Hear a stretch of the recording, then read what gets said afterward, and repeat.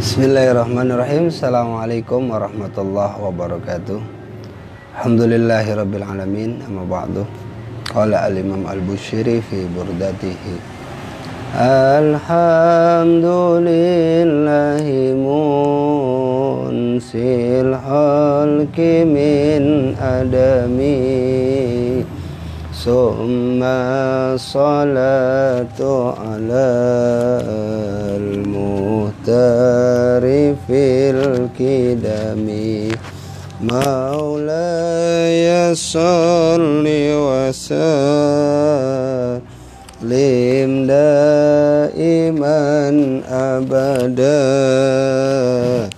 ala habibika khairil halki kullihimi. Huwal habibul ladzi turja safa'atuhu likulli hawli minal ahwali muqtahami. Maula ya salli wa sallim daiman abada ala habibika khairil halki kullihimi. Ya Rabbi bil Mustafa baligh maqasidana waghfir lana ma madha ya wasi'al karamin. Natil qabul wa tamami kulli sillah hurriyatir rasul Muhammadin sallallahu alaihi wasallam ashabihi wa azwaji wa rijali wa ahli baiti ajma'in wa tabi'in wa tabi'in lahum bi ihsan ila yaumiddin. Sumila jamil malaikatil muqarrabin wal anbiya'i wal mursalin wal awliya'i salihin wal fuqaha wal muhaddisin wal ulama wal mufassirin wal awliya'i sal masyarikil adila maghribiha fi bariha wa bahriha. Sumila ruhi Syekh Sultan Aulia Syekh Abdul Qadir Jailani. Sumila ruh Hasan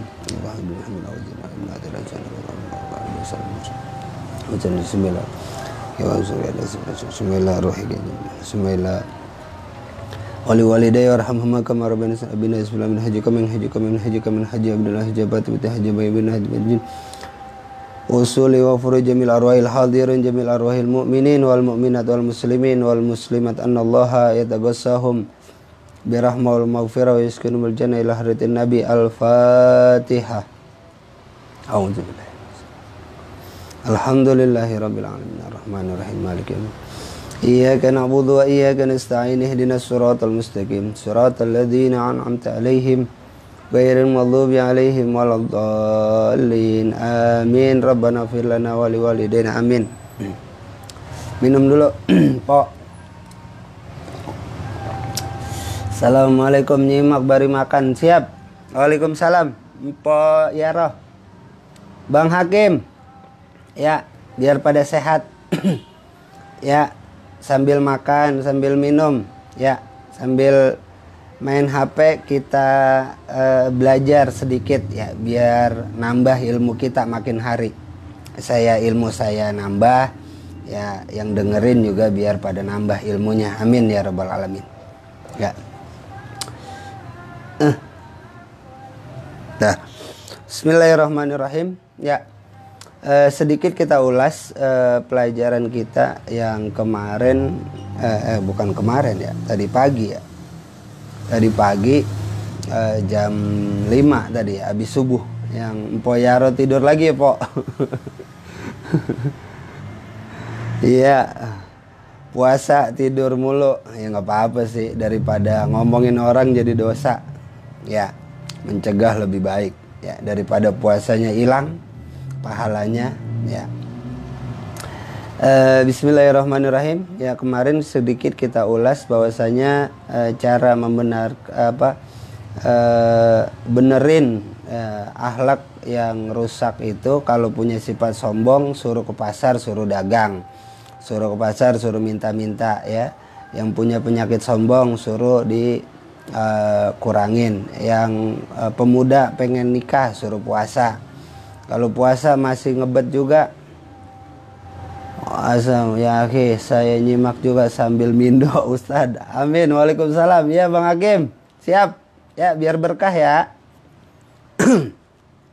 Ya, jadi kalau pemuda pengen nikah belum ada duit, noh, Bang Daeng Saputra tuh, ya, pengen nikah belum punya duit, puasa banyakin.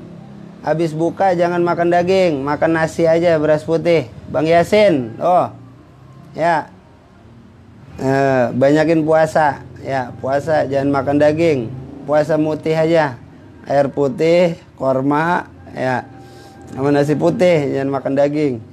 Ya, itu cara satu mengontrol syahwat kita ya, biar syahwatnya, kalau yang udah punya bini mau punya istri nggak perlu ya.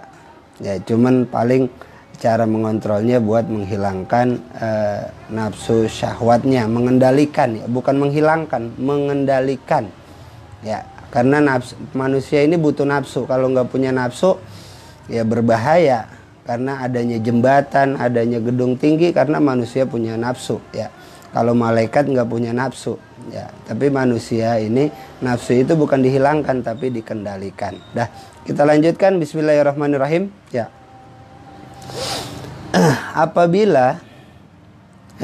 Apabila sang guru melihat sifat godob ya, sifat pemarah menguasai muridnya ya, ya, murid ini bisa anak kita juga Pok di rumah. Ya, menguasai muridnya, maka hendaknya ia mengharuskan muridnya bersifat santun dan diam. Jangan banyak ngomong ya. Bersifat santun dan diam. Dan memerintahkan orang lain yang buruk perangainya untuk menemani murid itu. Dan memerintahkan orang lain yang buruk perangainya untuk menemani murid itu. Dan mengharuskan si murid untuk selalu melayani teman yang akhlaknya buruk tersebut. Sampai murid itu tuh dapat membiasakan dirinya untuk tabah menemani orang yang buruk perangainya. Assalamualaikum, hadir Ustaz. Waalaikumsalam, Pak Ustazah. Ya, sehat ya, duitnya banyak. Ya, mudah-mudahan. Jadi kalau kita punya murid atau anak ya yang punya sifat pemarah ya, maka caranya adalah kata Imam Ghazali, Poyani hadir malam Ustaz, nyimak sambil merem-merem ayam. Ya Pok, sambil merem-merem, siap, bagus. Teruskan, lanjutkan. Jadi kalau kita punya murid atau anak yang punya sifat pemarah ya, punya sifat gorob, maka hendaknya ia mengharuskan murid itu bersifat santun ya, atau diam, dan memerintahkan dia kepada orang lain yang buruk perangainya ya, temennya yang buruk tuh. Nah, temennya yang buruk, nah dia harus menemaninya murid itu dan mengharuskan si murid itu untuk melayani temannya yang akhlaknya buruk. Kan dia jadi sabar tuh, gitu maksudnya. Sampai murid itu dapat membiasakan dirinya untuk tabah menemani orang yang buruk perangainya. Jadi dia nggak pemarah, jadi sabar.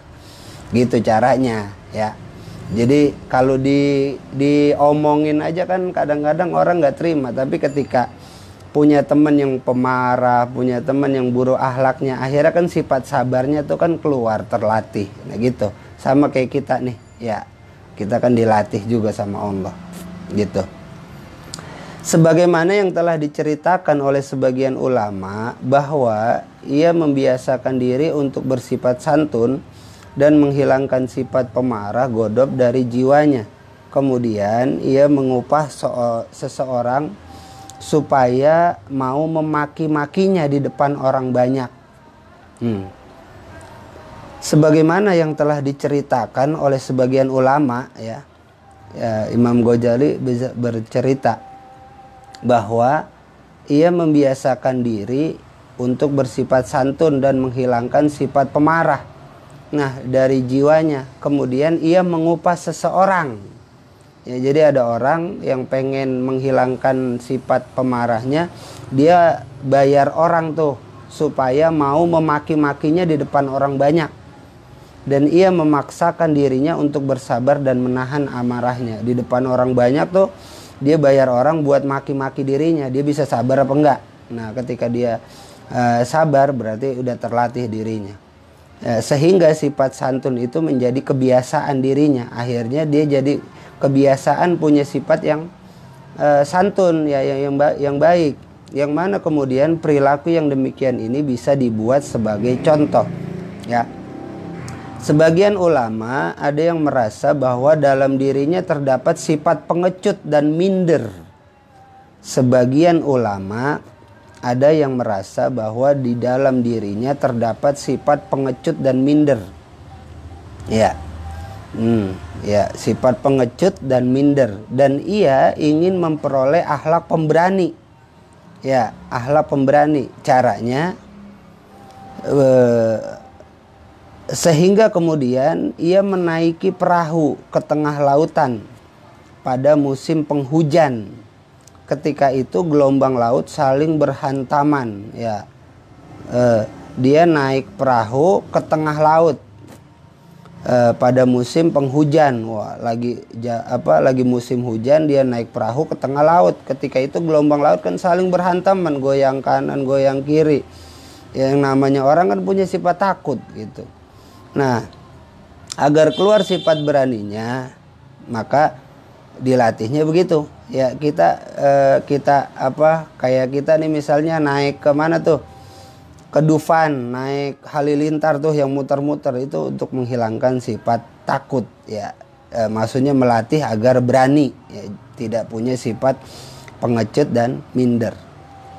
Itu cara melatih agar keluar sifat beraninya, ya. Berani dalam arti yang benar, ya. Sajaah kemarin kan. Minum dulu dikit ah, nggak puasa kan. Maghrib masih lama. Jam berapa maghrib?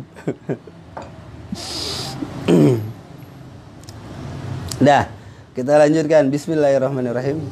Orang-orang Hindu yang senang beribadah itu mengobati kemalasannya dalam beribadah dengan cara bersembayang sepanjang malam di atas satu kaki.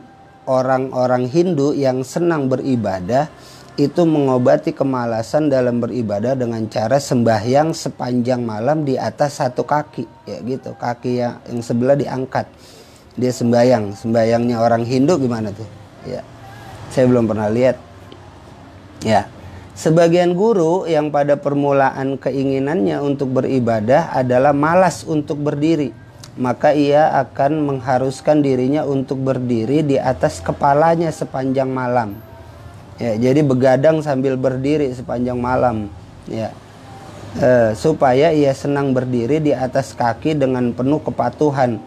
Sebagian mereka ada yang mengobati dirinya dari rasa cinta harta dengan cara menjual seluruh hartanya dan kemudian melemparkannya ke dalam lautan.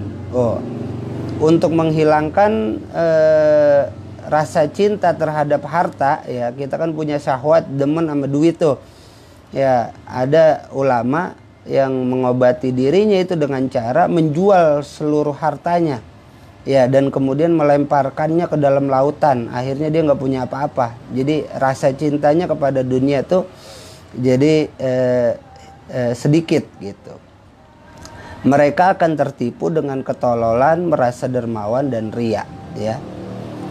Apabila mereka membagikan harta itu kepada masyarakat, mereka akan tertipu dengan ketololan, merasa dermawan, ya, merasa baik, dan riya, ya, pengen dikata baik sama orang, pengen dipuji orang, ya, itu akan timbul. Jadi buang aja, lemparin gitu, nggak perlu dibagi-bagi, biarin. Ntar itu salah satu cara mengobati diri dari rasa cinta terhadap harta, ya. Itu orang-orang dulu, ya. Orang-orang sekarang ada yang begitu, ya. Gak tahu dah, ya, ada kali, kita nggak tahu. Contoh-contoh yang demikian ini adalah untuk memperkenalkan kepadamu cara-cara mengobati hati, jiwa. Kami tidak bermaksud untuk menyebutkan obat tiap-tiap penyakit, karena keterangan tentang pengobatan semua penyakit itu akan kami sampaikan pada kitab bab yang lain ya, selanjutnya ntar. Akan tetapi tujuan kami di sini adalah hanya untuk memperingatkan bahwa seluruh cara pengobatan jiwa adalah melalui pengobatan yang berlawanan dengan segala sesuatu yang disenangi nafsu, ya, yang disenangi dengan hawa nafsu. Allah telah mengumpulkan semua pengobatan-pengobatan itu dalam kitabnya Al-Quran yang mulia hanya dalam satu kalimat, yaitu firman-Nya, A'udzubillahi minasyaitonirrajim, wa amma man khafa maqama rabbih wa nahan nafsa 'anil hawa fa innal jannata hiyal ma'wa. Dan adapun orang-orang yang takut kepada kebesaran Tuhannya dan menahan dirinya dari keinginan hawa nafsunya, maka sesungguhnya surgalah tempat tinggalnya. Quran surat An-Najiat ayat 40 dan 41. Ya. Jadi ini akhir daripada resep yang kelima ya, tentang cara membersihkan akhlak ya, bahwa pengobatan itu terdapat di dalam Al-Qur'an. Wa amma man khafa maqama rabbih wa nahan nafsa 'anil hawa fa innal jannata hiyal ma'wa. Dan adapun orang-orang yang takut kepada kebesaran Tuhannya, ya, takwa kepada Allah dan menahan dirinya dari keinginan hawa nafsunya, ya, nahan hawa nafsu tuh, pengen makan kan kayak kita puasa kita tahan, pengen minum kita tahan ya, pengen lihat maksiat kita tahan karena kita lagi puasa, menahan dirinya dari keinginan hawa nafsunya, maka sesungguhnya surgalah tempat tinggalnya, jannata hiyal ma'wa, ya, surga adalah tempat tinggalnya, jannatul ma'wa. Terakhir, pokok yang paling penting dalam mujahadah ya, perang melawan diri sendiri adalah memenuhi azam ya, niat yang kuat dalam hati. Ya, pengen bener apa kagak, pengen bersih apa enggak. Barang siapa mempunyai azam untuk meninggalkan syahwat ya, padahal sebab-sebab untuk memenuhi syahwat itu dapat dengan mudah diperolehnya, yang demikian itu adalah merupakan ujian dari Allah ya. Niat kuat di dalam hati untuk meninggalkan syahwat, padahal sebab-sebab untuk memenuhi syahwat itu dapat dengan mudah diperolehnya, yang demikian itu adalah merupakan ujian dari Allah ya. Kita misalnya kayak sekarang kan gampang banget tuh ya, buka handphone gampang maksiat ya, makanya kita perlu niat yang kuat di dalam hati ya, agar jauh daripada syahwat kepada sesuatu ya. Itu ketika kita berusaha menjauhinya, maka itu merupakan ujian dari Allah ya. Kalau kita bisa mengatasinya, bisa mengontrolnya, maka itu pahala bagi kita dan surga tempatnya. Maka seyogianya ia bersabar ya, harus sabar dan terus menjalankan azamnya ya, dalam hati itu niatnya ditanemin, karena sesungguhnya jikalau ia membiasakan diri meninggalkan azamnya ya, niat yang kuatnya tuh niatnya ditinggalin, niscaya nafsunya itu menjadi manja ya, nafsunya menjadi manja lalu binasa. Dan apabila kebetulan ia merusak azamnya sendiri, maka seyogianya ia menetapkan satu siksaan sanksi untuk dirinya ya. Jadi kalau melanggar nih dari niat kita sendiri, maka kita harus buat sanksi terhadap diri kita sendiri agar nafsu ini jadi nggak manja ya, agar nafsu ini jadi terkontrol. Sebagaimana yang telah kami sebutkan dalam hal memberikan sanksi kepada nafsu dalam kitab muhasabah dan muraqabah. Dan apabila ia tidak menakut-nakuti nafsu yang telah menguasai dirinya dengan suatu siksaan, niscaya syahwatnya akan menguasainya. Yang demikian ini akan menghancurkan riyadhah ya, latihan secara keseluruhan ya. Jadi kudu punya niat baik ya, azam yang kuat dalam hati. ketika azamnya ini lemah ya, kalah dengan nafsunya, itu kudu ada sanksi ya. Pokoknya lo ntar kalau misalnya lo nggak bisa ninggalin sifat sombong nih dalam hati itu azam, ntar lo pokoknya kagak boleh tidur dari pagi sampai malam misalnya, nggak boleh tidur 2 hari 2 malam. Nah akhirnya nafsu itu takut. Nah ketika nafsu itu takut, akhirnya kita dapat menguasai nafsu kita, mengontrol hawa nafsu kita. Maka tadi orang-orang yang bisa mengendalikan hawa nafsunya, bisa mengendalikan dirinya, takwa kepada Allah, menjalankan perintah Allah, fa innal jannata hiyal ma'wa, maka tempatnya besok di dalam surga Allah Subhanahu wa taala. Mudah-mudahan kita besok ditempatkan di dalam surga Allah Subhanahu wa taala ya, di dalam jannatul ma'wa, surga Allah yang paling tinggi, karena kita termasuk orang-orang yang bertakwa kepada Allah, menjalankan perintah Allah, dan bisa mengendalikan hawa nafsu yang terdapat di dalam diri kita. Amin ya rabbal alamin. Mudah-mudahan jadi ilmu yang manfaat. Ini akhir daripada bab tentang cara membersihkan akhlak yang baik ya. Ya, ntar kita masuk kepada bab yang ke-6 ya, resep tanda hati yang sakit dan tanda kembalinya hati menjadi sehat. Ya, selanjutnya insya Allah ntar nanti malam atau habis subuh ya insya Allah. Ya, mudah-mudahan sehat walafiat, panjang umur. Al-Fatihah. A'udzubillahi minasyaitonir rajim. Bismillahirrahmanirrahim. Alhamdulillahirabbil alamin arrahmanir maliki yaumiddin, iyyaka na'budu wa iyyaka nasta'in, ihdinas siratal mustaqim siratal ladzina an'amta 'alaihim ghairil maghdubi 'alaihim waladdallin. Amin.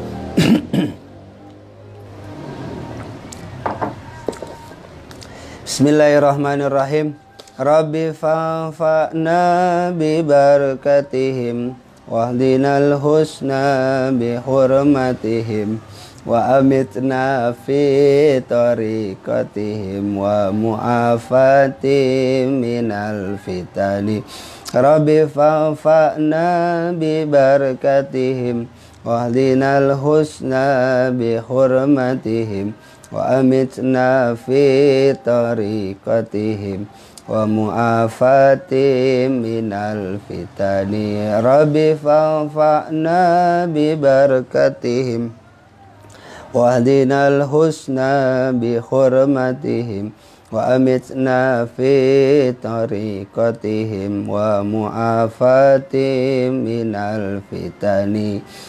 Li khamsatun udfi biha harral wabail hatima, al-Mustafa wal Murtada wa ibnahuma wa Fatima.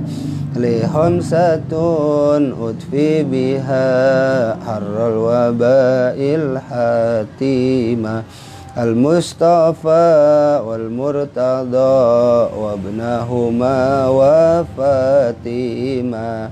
Li khamsatun udfi biha harral wabail hatima, al-Mustafa wal Murtada wa ibnahuma wa Fatima. Bismillahirrahmanirrahim. Allahumma inni astaudhi'uka ma 'allamtanihi fardudhu ilayya inda hajati ilaihi wa la tansanihi ya rabbal alamin. Allahumma inni astaudhi'uka ma 'allamtanihi fardudhu ilayya inda hajati ilaihi wa la tansanihi ya rabbal alamin. Allahumma inni astaudhi'uka ma 'allamtanihi fardudhu ilayya inda hajati ilaihi wa la tansanihi ya rabbal alamin. Wa sallallahu ala sayyidina Muhammadin walhamdulillahi rabbil alamin. Ya Mbak Anisku, Mbak Ayu nggih ya, mugi pada sehat, duite akeh ya, duite akeh ya, lebaran sedoyo keluarga mudah-mudahan dalam keselamatan, lindungan dari Allah Subhanahu wa taala. Semuanya saudaraku mohon maaf ya, kalau ada kata-kata yang kurang berkenan di hati ya, kalau ada kata-kata yang salah mohon dimaafin aja. Wallahu muwaffiq ila aqwamit thoriq. Assalamualaikum warahmatullahi wabarakatuh. Dadah, assalamualaikum.